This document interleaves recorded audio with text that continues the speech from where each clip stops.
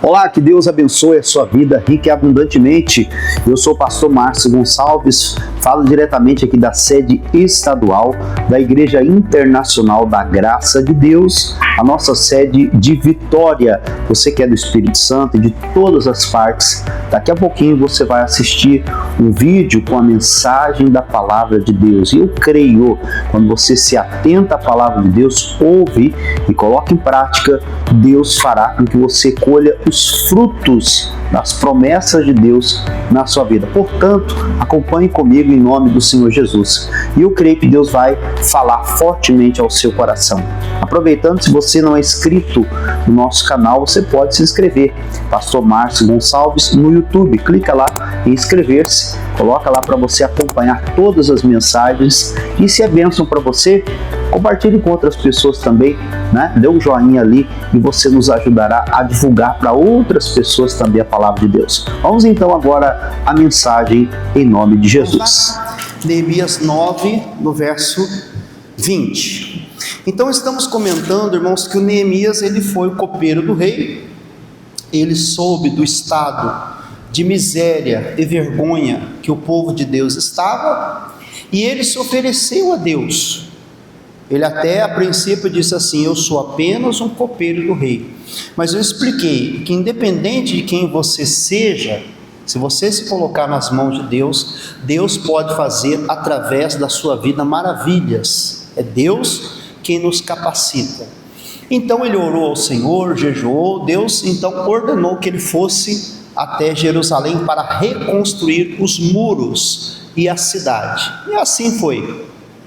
Houve oposição, né? Sanbalate, Tobias, Gesem, né? Noadias e tantos outros que se levantaram para impedir que essa obra de Deus pudesse acontecer. E não é muito diferente nos dias de hoje, né, pessoal? Quando você está de braços cruzados, ninguém aparece para ajudar. Mas quando você tenta fazer alguma coisa para Deus, aparece um monte de Sanbalate, Tobias, Gesem, Noadias. Para quê? Para impedir que a obra seja feita. Por quê? Às vezes a pessoa está acomodada, então ela não quer que seja feita a obra. Por quê? Porque vai dar trabalho, vai gerar trabalho, né? Vai ter esforço da nossa parte, consagração, santificação. E foi o que Neemias fez. Depois que os muros e a cidade foram construídos, ele começou então a fazer o povo voltar a adorar a Deus. Você imagina, o povo ficou exilado por muitos anos, décadas, se distanciaram de Jerusalém, da presença de Deus. Então eles desaprenderam a orar, a se consagrar, a se santificar. Então ele falou assim, em outras palavras, né, ele disse: o que adianta construir o muro físico, né? Construir, colocar tijolo sobre tijolo, fazer tudo bonito esteticamente, mas falta a parte interior. Justamente isso que causou a destruição e a vergonha que aquele povo estava. E hoje nós também devemos fazer a mesma coisa. A mudança, a reconstrução, ela começa de dentro para fora, de dentro para fora.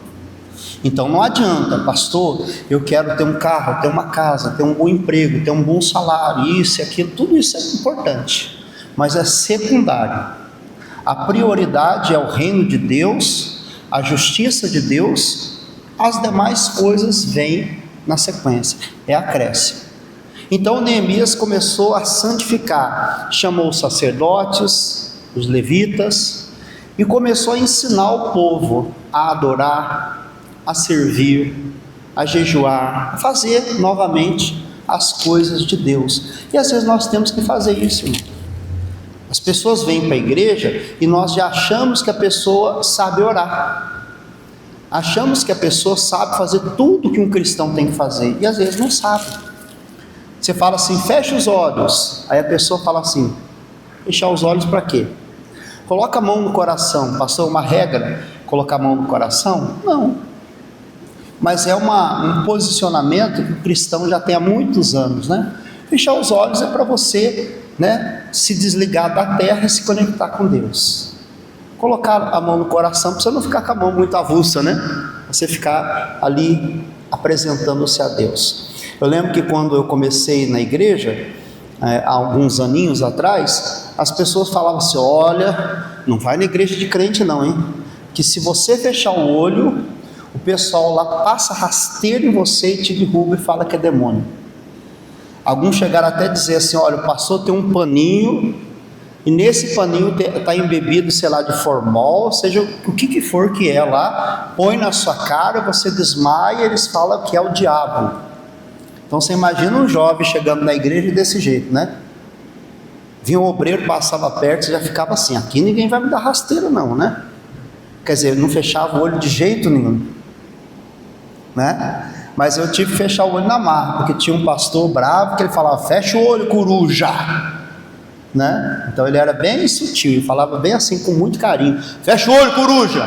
Aí você, né? Então você vai aprendendo com oração, né? O que é a oração, né? O que é louvor? E assim você vai aprendendo na caminhada. Então aqui, meus irmãos, o Neemias fez isso. Ele falou: eu preciso reconstruir, reedificar, restaurar a obra de Deus no todo. Não adianta os muros, não adianta as casas, não adianta esteticamente estar tudo bonito. Como já dizia minha avó: por fora boa viola e por dentro pão bolorento. Como o Senhor Jesus ensinou, né? É como sepulcro caiado, por fora é bonito, mas por dentro é podridão. Então veja o versículo 20, vamos correr, pessoal, porque tem muita matéria, mas se for parar tudo, a gente vai ter muito estudo aqui, né? Mas depois em casa você leva como lição, você esmiuçar mesmo, tintim por tintim. Diz assim: e deste o teu bom espírito para os ensinar. Então o Espírito de Deus, o bom Espírito, serve para ensinar. Toda dúvida, questionamento, tudo que você precisa saber, o Espírito de Deus nos ensina. Você não sabe? Pede o Espírito Santo que ele vai te ensinar. O teu maná não retiraste da tua boca. Então Deus não tira o maná. Deus sempre coloca à disposição o maná.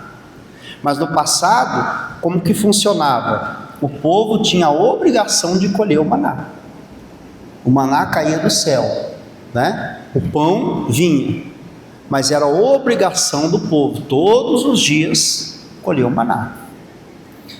E somente no sábado poderia colher, na sexta, né, poderia colher maná em dobro. Para quê?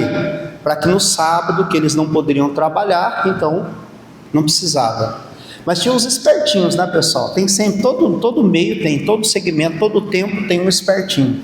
Ia lá e colhia o maná em dobro. O que acontecia? O maná amanhecia cheio de bicho.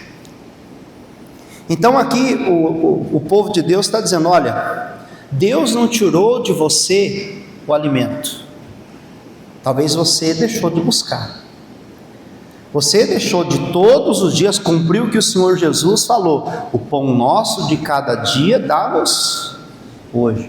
Se eu deixei de buscar o maná, tem gente que busca o maná só uma vez por semana, só uma vez por mês.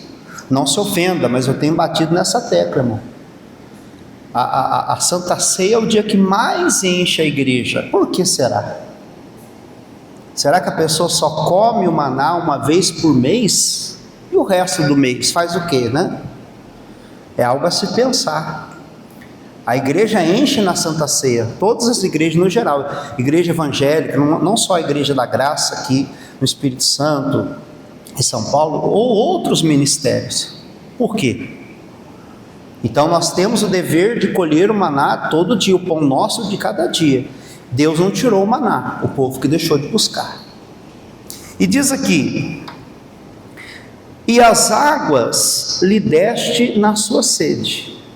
Então, se você tiver sede, Deus dá água, da mesma forma que ele dava o maná na água. Desse modo, os sustentastes 40 anos no deserto. Falta nenhuma tiveram. Olha que Deus maravilhoso, né? Não faltou nada. Mesmo no deserto, Deus supriu.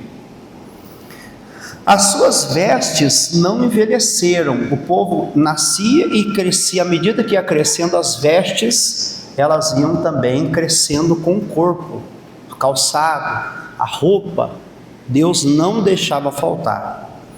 Os seus pés não se inchavam. Também lhes deste reinos e povos e os repartistes em porções. E eles possuíram a terra de Seom, a saber, a terra do rei de Hesbom, a terra de Og, a terra de Bazã, e multiplicaste os seus filhos, como as estrelas do céu, e trouxeste-os à terra de que os tinha dito a seus pais, que entrariam nela para possuir. Então Deus fez tudo conforme prometeu. Assim entraram nela os filhos e tomaram aquela terra, e abateste perante ele os moradores da terra, os cananeus, e lhes entregaste na mão, como também os reis, os povos da terra, para fazerem deles conforme sua vontade.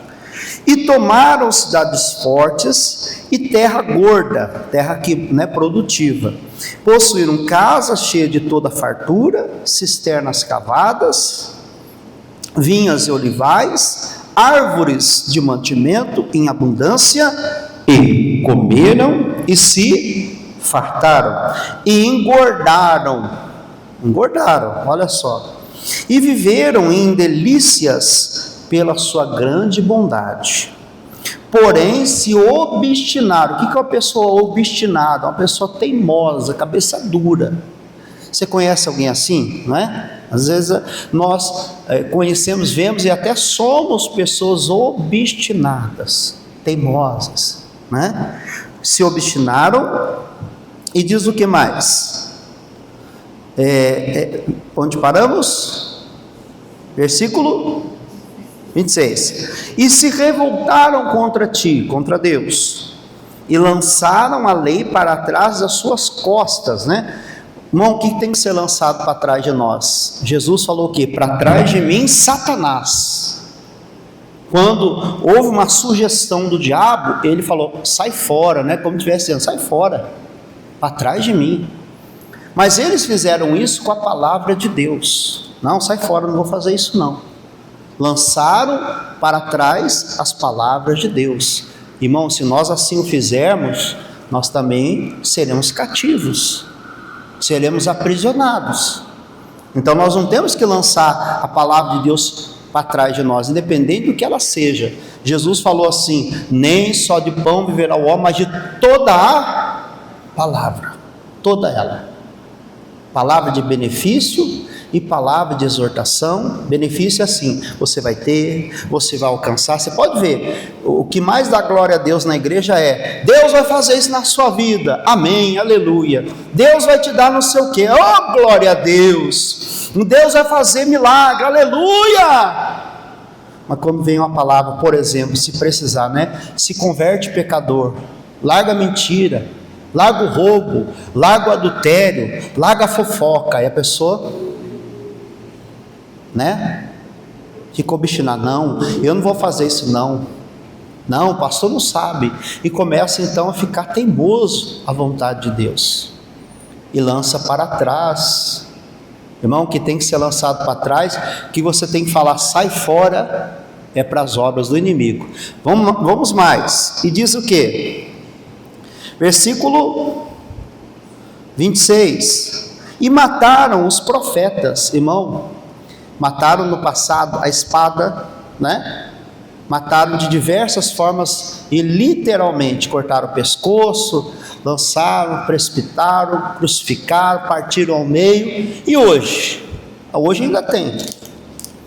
Em muitos lugares do mundo, né, tem pastores, missionários, sacerdotes, homens e mulheres de Deus sendo mortos, decapitados, crucificados, mortos a bala e assim por diante. Mas também existe uma morte atualmente, irmão, que tem que ser também observada, que é a morte moral. o chamado cancelamento, né, na rede social, na internet. Existe todo segmento, pessoa boa, pessoa ruim, pessoa de Deus, pessoa do diabo, inclusive no evangelho, irmão, infelizmente. Todo segmento tem. Tem bom policial, tem mau policial, tem bom político, tem mau político, tem bom pastor, tem mau pastor, e assim por diante. Mas o que o diabo quer hoje em dia é matar os profetas, é silenciar a voz do evangelho. As pessoas já não ouvem mais o evangelho com o mesmo ouvido aberto de antes. Ela já ouve com ressalva, né? Por quê? Porque estão matando profetas, estão tentando matar a palavra, silenciar a palavra. Então nós temos que tomar cuidado, irmão. O próprio Davi, quando Saul pecou, errou, Saul foi rejeitado para ser rei, ele teve a oportunidade de matar o Saul. O que Davi falou? Ai de mim que toque no ungido do Senhor. Ai de mim, coitado de mim se eu tocar no escolhido de Deus. Eu não posso. Se eu matar um dos profetas, irmão, se eu sou, né, eu não devo ser morto. E se eu matar um profeta, eu vou ter problema com Deus.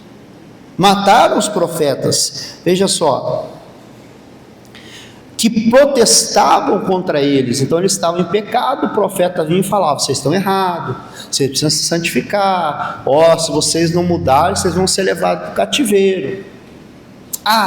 Você não sabe nada, não sei o que. Mataram aqueles que protestavam contra eles. Para que voltassem para ti, assim fizeram grandes abominações, pelo que os entregaste na mão dos seus angustiadores. Então Deus não faz mal, irmão, para ninguém, de maneira alguma. Pastor, Deus então fez com que os inimigos os alcançassem e os envergonhassem e os destruíssem. Não.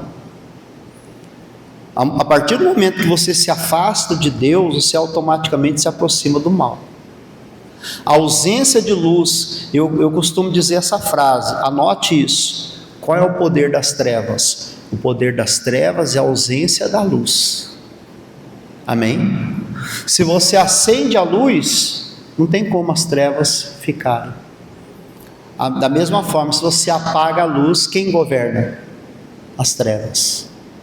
Eles apagaram, silenciaram os profetas, foram obstinados, não ouviram, e Deus então, a luz então não pôde estar presente, as trevas dominaram. Eles foram entregues nas mãos dos angustiadores. Isso acontece se a pessoa que está na presença de Deus assim agir como esse povo, é o mesmo destino. Eles foram tirados do Egito, do sofrimento, começaram a andar no deserto, no caminho do Senhor, mas de repente se afastaram de Deus, da sua palavra, não obedeceram mais, voltaram para a servidão. Isso acontece, irmão. Muita gente lutou, saiu do alcoolismo, por exemplo. Foi, campanha em cima de campanha, ato de fé, levou o azeite e tal, peça de roupa, lá o familiar levou. De repente vem um endemoniado, se aproxima e fala assim: não, tem problema você beber um golinho, não, você só não pode embebedar. Olha o demônio aí, irmão. Mas a Bíblia diz que um pouco de fermento leveda toda a massa. Fala para quem foi alcoólatra mesmo ali, de cair mesmo, se ele beber um golinho, ele não vai, como diz o outro, descambar para um golão. Volta para o Egito. Não deixa que Satanás coloque alguém do teu lado para fazer a tua cabeça, para te levar para a mão dos angustiadores. Não deixe. Alguém vai falar: não, mas só isso não pode, não tem problema, não, é que não sei o que. Irmão, eu sirvo a Deus aonde? Igreja Internacional da Graça de Deus. Eu sirvo a Deus e eu sigo a Deus nesse ministério, onde eu tenho sido abençoado. Então a orientação da minha liderança é: não vos embriagueis com o vinho em quem há contenda, porque o vinho é escarnecedor, a bebida forte alvoroça, né? Não se embriague, não beba, não olhe para o vinho enquanto está vermelho, ou seja, enquanto ele se apresenta. O vinho fica lá, bebe um golinho, né? Fuma só um cigarrinho, é só uma olhadinha, é só um tapinha, é só um pouquinho, pronto. O diabo não precisa de uma porta ou de um portão, ele precisa só de uma brecha. Então eles foram levados na mão dos angustiadores. E terminando, vamos lá, diz assim: pelo que os entregaste na mão dos angustiadores, que os angustiaram, mas no tempo da angústia clamaram a ti. Então a pessoa que não clama no tempo da bonança, da fartura, da alegria, vai clamar no tempo da angústia. Como é que é o ditado evangélico? Aquele que não vem pelo amor, vem pela dor. A irmã, o filho dela sofrendo, e ela: pastor, meu filho. Eu falei: irmã, convida ele para ir na igreja. Mas ele não vem. Eu falei: mas se ele não vier sofrendo aí, com perdão da expressão, igual vaca atolada no brejo, quando que ele vai vir? Quando melhorar? Aí que ele não vem. Agora é a hora da senhora inserir o evangelho, falar assim: meu filho, você está sofrendo, esse sofrimento que você tem é a falta de Deus, então é a hora de você se entregar para Jesus. Não é que você tem que se entregar somente no sofrimento, não, mas nessa hora é o momento mais oportuno. Clamaram a ti, diz assim: desde os céus, e tu ouviste, segundo a sua grande misericórdia, deste libertadores que o libertaram das mãos dos seus angustiadores. Porém, tendo repouso, tornaram a fazer o mal diante de ti. Era um povo que a vida melhorava, se afastava da igreja. Você conhece gente assim? Tem muito, né, pessoal? Já falei de uma irmã que ela falou: pastor, eu estou meio sem vergonha na fé. O que é isso? Minha vida melhora, sai da igreja. Minha vida fica ruim, vem correndo para a igreja. Daqui a pouco a vida melhora, saio da igreja e vou para o mundão, para a balada, para o bar, para a prostituição. A vida melhora, volto para o mundo. A vida piora, volto para a igreja. Essa foi a expressão que ela usou, o que ela sentiu que estava fazendo, né? Quer dizer, palavras dela, é meio sem vergonhice, pastor. Então o povo estava dessa forma. Olha só: tendo repouso, tornaram a fazer mal diante de ti. Você ia ver, a pessoa está desempregada, irmão. Pastor, fazer campanha toda segunda-feira, aleluia, levanta lá o cálice, levanta lá o pedido, levanta a chave, levanta para o céu, e vem todo dia, se deixar, vem todos os cultos. Aí consegue um emprego. Não é que você tem que vir todo dia na igreja, agora você está trabalhando, mas falar assim: olha, a reunião que me abençoou é sagrada, não posso faltar. Eu ia todo dia, todo horário, mas agora só posso pelo menos uma vez, então eu não vou deixar. É igual o cego Bartimeu, irmão. Quando ele foi curado, ele estava à beira do caminho. Quando ele foi curado, ele fez o quê? Ele entrou no caminho. Ele falou: bom, um pouquinho de contato que eu tive com Jesus, o milagre aconteceu. E se eu andar no caminho, eu vou encontrar muito mais bênçãos. Então esse povo era assim, irmão. Era um povo que, quando tinha repouso, tornava a fazer o mal. Tu os deixava na mão dos seus inimigos, para que dominasse sobre eles, e, convertendo-se eles, clamando a ti, tu ouviste desde os céus. Segundo a tua misericórdia, livraste muitas vezes, não foi nenhuma nem duas, muitas. Se não fosse a misericórdia de Deus, irmão, muitas. Já pensou se nós desviássemos e o inimigo já pudesse destruir a nossa vida? Quantos de nós já estaríamos destruídos há tempo, né, pessoal? Quantos de nós? Mas Deus livra muitas vezes. A pessoa pensa assim: ah, pastor, eu estou na igreja orando pelos meus filhos, mas cadê eles aqui do meu lado? Irmão, no tempo certo Deus vai trazer. Mas pensa comigo, minha irmã, se não fosse a misericórdia de Deus, se o diabo não encontrasse ali um muro de fogo que você está sempre orando, há tempo ele já teria destruído aquela pessoa. Já vi gente que capotou carro, tomou tiro. E cada testemunho, que a gente fala testemunho, cada depoimento de livramento que olha de arrepiar o cabelo. E por que o diabo não conseguiu consumar?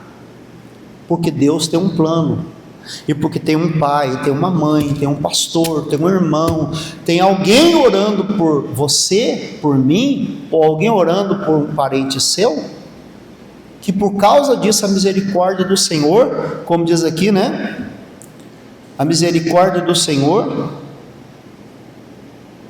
diz aqui, livraste muitas vezes, e protestastes contra eles, para que voltassem para a tua lei. Então Deus falou várias vezes: volta para Jesus, volta para a igreja, de todo jeito, irmão.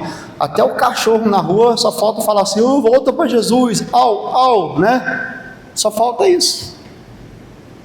De todas as maneiras Deus fala no louvor, fala na palavra, fala na oração, de todas as formas. Quanta gente no carnaval, irmão, que se desviou da igreja, se afastou, e você vai falar, a pessoa fala, não, ela acaba até de uma forma agressiva, Quantas das vezes, quantas chances, irmão, mas quanta gente que morreu no carnaval, quanta gente que contraiu doenças, quanta gente que se entregou ao pecado, abriu porta para demônios. Eu falo o seguinte: o diabo não cobra à vista, ele manda boleto. Daqui alguns dias e meses, ou até anos, a pessoa ela vai sofrer, se não voltar para Jesus o quanto antes, o inimigo vai cobrar aquela dívida, aquela porta aberta. E se Jesus não tiver misericórdia, só Deus sabe que pode haver, pessoal? Aí você ouve a pessoa na igreja, você fala: Jesus, mas o que acontece com essa pessoa? Uma vez Deus falou assim: você vê capítulos, eu vejo histórias. Você vê um capítulo da vida da pessoa, Deus vê toda a trajetória. E aí então Deus sabe o porquê daquele sofrimento. Concluindo, diz assim: protestaram para que voltasse para a tua lei, porém eles se houveram soberbamente, eles agiram, procederam soberbamente, não quiseram saber, e não deram ouvidos aos seus mandamentos, mas pecaram contra os seus juízos, pelos quais homens que os cumprir viverá. Retiraram os seus ombros, endureceram a cerviz. Cerviz é pescoço, pescoço duro. E não ouviram, porém estendestes a tua benignidade sobre eles por muitos anos, e protestando contra eles pelo teu Espírito, pelo Espírito Santo, pelo ministério dos seus profetas. Então, irmão, pelo ministério dos profetas, Deus adverte dia após dia, ano após ano. Cada dia a misericórdia se renova, a cada manhã. Deus nos estende a mão todo dia. E diz: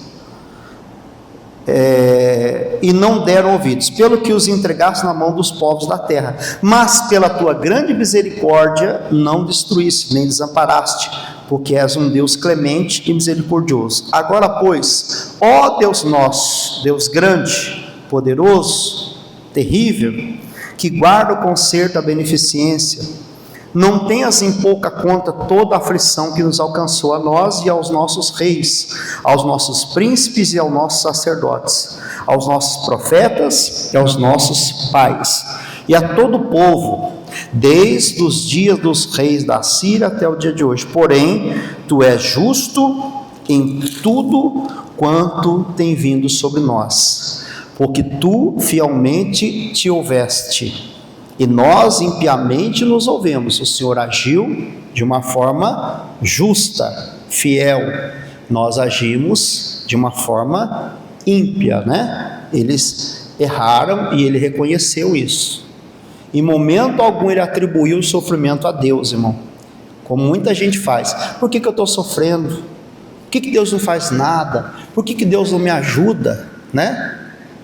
E os nossos reis, nossos príncipes, nossos sacerdotes, nossos pais não guardaram a tua lei e não deram ouvidos aos seus mandamentos e aos testemunhos que testificaste contra eles, porque eles, nem eles, né, nem o seu reino, nem na muita abundância de bens que lhe deste, nem na terra espaçosa e gorda que puseste diante deles, te serviram, nem se converteram de suas más obras. Eis que hoje somos servos e até na terra que deste aos nossos pais. Ou seja, eles eram servos, né, na terra que Deus jurou. Onde eles eram para reinar, para governar, passaram a servir aos senhores, né? Pessoa que deveria reinar, deveria vencer, tornou-se escravo novamente, né? Depois de tanto conhecimento, tanto entendimento, está sofrendo. Às vezes você fala assim: não, mas a Bíblia diz, pastor, eu sei, está lá em Salmo, está lá em Provérbios, está lá em Neemias, está lá em Jonas. Tá, você conhece a Bíblia? Conheço. Por que você está assim então? Às vezes no evangelismo você encontra pastor, ministro de louvor, a pessoa fala: pastor, eu fui conferencista, eu já preguei em estádio, eu já preguei para multidões, olha, já fui na África, já preguei para milhões de pessoas. Tá, por que você está aí na marquise? Por que você está comendo do lixo? Não é? Foi o caso deles. Nós somos o povo de Deus, nós somos descendência de Abraão. Então por que vocês estão nessa situação? É uma reflexão. E refletindo, eles chegaram, né, na resposta: nós precisamos voltar para Jerusalém, não apenas para reconstruir o muro e a cidade, mas para reconstruir a condição espiritual do nosso povo. E terminando, eis que hoje somos servos, e até na terra que deste a nossos pais, para comerem o seu fruto e o seu bem, eis que somos servos nela. Ela multiplica os seus produtos para os reis que puseste sobre nós. Olha só, a terra produz fruto para os outros, né? E não para nós. Ou seja, fruto que deveria ser meu, tem outra gente comendo o fruto, né? Ah, pastor, isso aqui deveria ser meu, eu é que deveria estar. Mas por que não está? Por que tem outro alimentando do fruto que deveria ser seu, né? Foi o caso aqui. E ela multiplica os seus produtos para os reis que puseste sobre nós por causa dos nossos pecados, conforme a sua vontade, dominam sobre os nossos corpos e sobre o nosso gado, e estamos numa grande angústia. E com tudo isso fizemos um firme concerto, e escrevemos e selaram os nossos príncipes, os nossos levitas e os nossos sacerdotes. Amém? Vamos ficar de pé para nós orarmos? Pastor Lucas, pega o teclado aqui para a gente fazer a oração.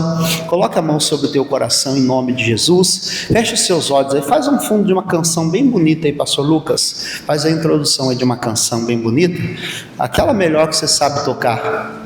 Em nome de Jesus. Deixa o teclado mais baixo que o microfone. Isso. Fecha os olhos. Senhor Deus e amado Pai, assim, meu Senhor, como Neemias propôs no coração voltar para Jerusalém e fazer a obra do Senhor, meu Deus, reconstruir os muros e a cidade.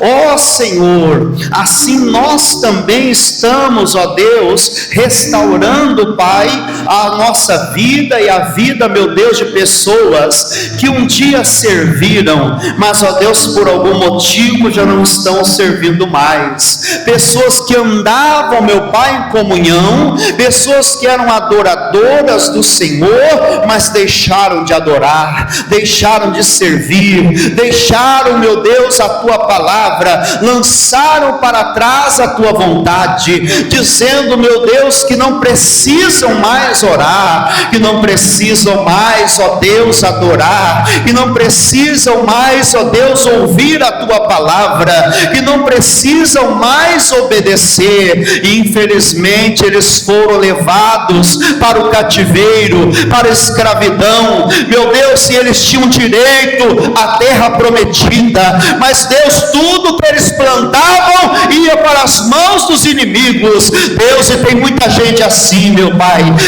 meu Deus, que está escravizada, e o inimigo não, meu Deus querido, não sai, porque o mal, meu Deus, permanece. Meu Deus, que falta buscar a tua presença, mas nós nessa noite, meu Deus, de quarta-feira, entramos, ó Deus, numa batalha, e cremos, ó Senhor, que o Senhor é o mesmo de ontem, é hoje e será eternamente. Então vem agora, ouça a oração desse pai, dessa mãe, ouça a oração dessa pessoa, Deus, que vem para buscar, que vem na tua casa, meu Deus, para guerrear pela sua família, que vem na sua casa, meu Deus, para poder protestar contra as obras do inferno, para dizer ao diabo que não aceita ver a família sendo destruída no álcool, nas drogas, na prostituição, na pornografia, meu Deus, na bebedeira, no crime, no tráfico. Nós levantamos agora a nossa voz e determinamos a Satanás, dizendo: diabo, não tem acordo não, pega tudo que é seu agora e saia demônio maldito, que entrou através de uma brecha, que entrou através de um vacilo, de um pecado, de um erro, de uma falha. Nós não aceitamos, nós dissemos a você, demônio, solte essa pessoa agora. Espírito do inferno que se levantou contra a família, nós ordenamos agora, em nome do Senhor Jesus, todo mal, toda maldição agora, diga: sai, sai e sai, em nome de Jesus. Levante as suas mãos agora e profetiza, diga: Senhor, ajuda-nos, ó Pai, a reedificar, a reconstruir, meu Deus, a adorar ao Senhor, como no tempo do primeiro amor. Nós invocamos, ó Deus, a tua presença. Abençoa, Senhor, a cada família, em nome de Jesus. Diga amém e glória a Deus. Aplauda o Senhor Jesus. Glória a Deus, né? Como é importante a gente ouvir a palavra de Deus e crer naquilo que Deus falou ao nosso coração. Olha, antes de terminar aqui o nosso programa de hoje, né, a nossa mensagem da palavra de Deus, gostaria de fazer uma convocação a você que nos ajuda mensalmente com uma doação. De onde estiver chegando essa palavra, é estendido também o pedido para que você nos ajude a continuar levando o Evangelho de Cristo.